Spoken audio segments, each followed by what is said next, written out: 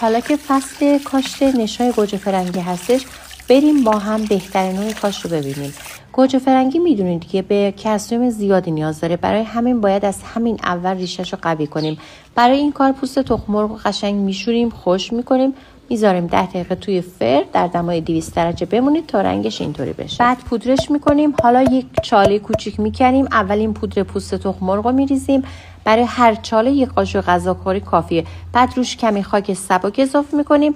برای اینکه ریشه گوجه فرنگی قاچ نگیره و pH خاک هم تنظیم بشه کمی خاکستر میریزیم. دوباره یه ذره خاک اضافه میکنیم و الان بستر برای کاشت گوجه فرنگی آماده هستش.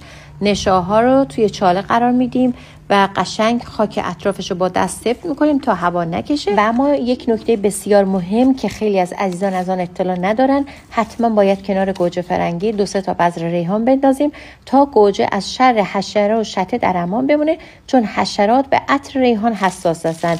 و یکی هم این که هیچ وقت کنار گوجه فرنگی خیار نکنیم، چون آفات مشترک دارن و باعث تشدید مریضی همدیگه میشن. بعد کاشتم همون لحظه باید آبیاری بشه. در مورد تهیه پوست تخم مرغ هم دوستان میتونیم به قنادی‌های شهرتون سفارش بدید، چون روزانه هزاران پوست تخم مرغ میریزند. پس به امید خدا از امروز شروع کنیم به کاشت گوجه فرنگی، هم توی گلدون هم توی خاک باغچه. و ممنونم که این پست رو لایک میکنید و برای عزیزانتون میفرستین. پست قبلی که جزئیات آماده کردن بذر بود، خیلی از شما عزیزان فرمودین که مراحل کاشت توی سبدهای میوه و مهمتر از همه نوع خاک هم توضیح بدیم.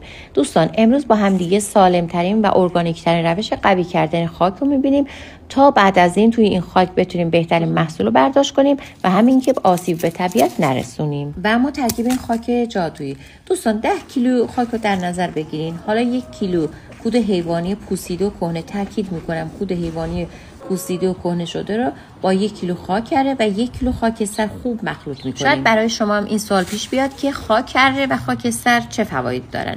دوستان خاکره باعث نابود کردن علف هرز میشه، مثل یه اسفنج آب تو خودش نگه میداره. وقتی با کود ترکیب میشه باعث اضافه شدن کربن و متعادل سازی نیتروژن حاصل از مواد سبز میشه.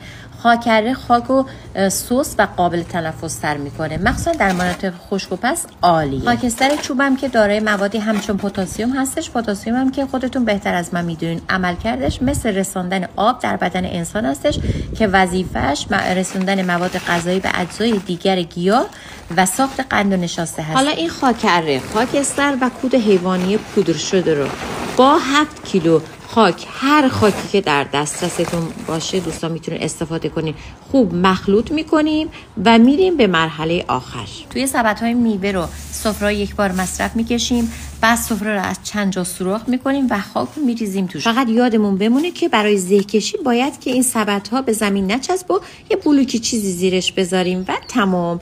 دوستان حتما با این خاک و حتما با این مراحلی که من به شما گفتم امسال کلی گل و گیاه بکارین و با عزیزانتون لذت ببرین.